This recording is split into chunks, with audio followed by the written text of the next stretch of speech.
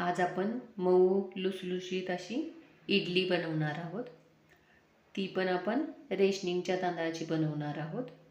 एकदम मऊ अशी बनते। तर तुम्ही रेसिपी शेवटपर्यंत बघा। मी मध्ये मध्ये काही टिप्स सांगितलेले आहेत, तर तुम्ही व्हिडिओ पूर्ण बघा, म्हणजे तुमची इडली पण अशीच एकदम मऊ लुसलुशीत अशी होईल। तर चला मग आपण सुरुवात करूया इडली बनवायला। इथं मी 3 वाटी तांदूळ घेतलेले आहेत। आपण वाटीचं कोणतंही माप ठेवू शकतो।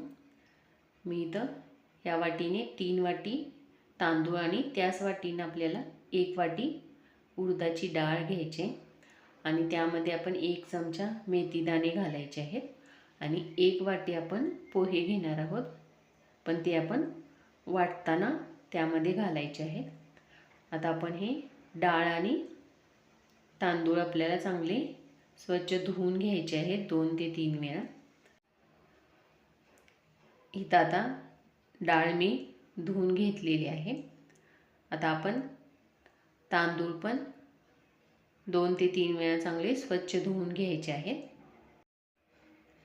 2 ते 3 वेळा धुतल्यानंतर आपण त्यामध्ये भिजण्यासाठी पाणी घालून ठेवायचं आहे। आता हे आपल्याला 7 ते 8 तास चांगलं भिजून द्यायचं आहे, म्हणजे आपले इडली पण मऊ होते। इथं आता 7 ते 8 तास मी चांगले तांदूळ भिजवून ठेवलेले आहेत आणि आपले तांदूळ पण चांगले भिजले गेले आहेत। तर आता आपण हे बारीक करून घ्यायचं आहे। मी तर पोहे पण धुवून घेतलेले आहेत। हे आपल्याला भिजवायची गरज नाही आहे। हे आपण सगळं बारीक करून घेऊया। आपण वाटताना त्यामधलंच थोडं पाणी घालून ह्याचं बारीक वाटण करून घेऊया। मी इथं ह्याचं बारीक वाटण केलेलं आहे तांदळाचं। आता आपण डाळ आणि पोहे पण बारीक वाटून घेऊया। मी इथं डाळ आणि तांदूळ पण वाटून घेतलेले आहे। तर आता आपण हे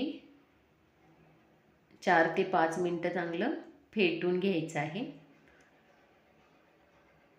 आपण जेवढं जास्त फेटू तेवढं आपले इडली मऊ होते आणि पीठ पण आपलं फर्मेंट होण्यास मदत होते। आपण हे एकाच डायरेक्शनने फिरवून घेणार आहोत। आता आपण हे रात्रभरासाठी पीठ फुगण्यासाठी ठेवणार आहोत। इथं मी आता रात्रभर चांगलं पीठ भिजवून घेतलेलं आहे आणि आपलं पीठ पण चांगलं फुलून आलेलं आहे। तुम्ही बघू शकता आपलं पीठ एकदम चांगलं फुगलेलं आहे, डबल झालेलं आहे पीठ आणि चांगलं मस्त असं फुगून वर आलेलं आहे। आपण आता इडली करायला घेऊया।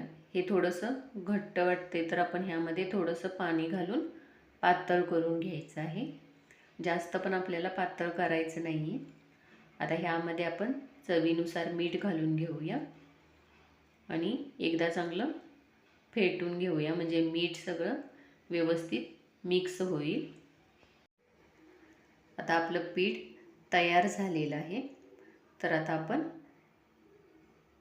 इडली करायला घेऊयात। इथं मी इडली पात्राला थोडंसं तेल लावून घेतलेलं आहे आणि त्याच्यावरती आपल्याला पीठ घालून घ्यायचं आहे। हे आपण थोडं थोडं घालून घ्यायचं आहे आणि सगळी भांडी आपण अशीच भरून घेऊया। इथं मी खाली भांड्यात थोडंसं पाणी टाकलेलं आहे आणि वर आपण सगळे हे इडली पात्र ठेवून देऊया। आता हे आपण झाकून कमी गॅसवर 20 मिनिटांसाठी ठेवणार आहोत। आता आपलं चांगलं 20 मिनिटांनंतर शिजून तयार झालेलं आहे। तर आपण हे थोडंसं थंड करून घ्यायचं आहे आणि इडली आपण काढून घेऊया। आपली इडली चांगली तयार झालेली आहे आणि ती फुललेली सुद्धा आहे। तर आपण आता ह्या सगळ्या इडल्या अशाच काढून घ्यायचे आहेत. हे आपल्याला थोडंसं थंड करून काढायचं आहे, म्हणजे खाली जास्त चिटकणार नाही. इथं मी सगळ्या इडल्या काढून घेतलेल्या आहेत. आता आपण ते सांबर किंवा चटणीबरोबर वाढू शकतो. तुम्हाला माझी रेसिपी आवडली असल्यास लाईक करा आणि सबस्क्राईब करा. थँक्यू.